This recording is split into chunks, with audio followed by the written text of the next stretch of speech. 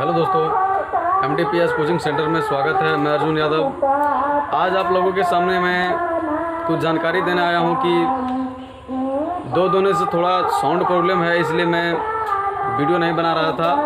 आप लोगों को कल से वीडियो मिल जाएगा और आप लोग चैनल से जुड़े रहें। आपको चैप्टर बाय चैप्टर 10th के मैथ और फिजिक्स, केमिस्ट्री, बायोलॉजी के बारे में पढ़ाया जाएगा। आप जुड़े रहें।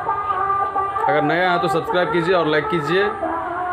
MDPS coaching centre by Arjun Yadav को सब्सक्राइब कीजिए और चैनल से जुड़े रहे। आप मैथ के अच्छे जानकारी ले सकते हैं। धन्यवाद।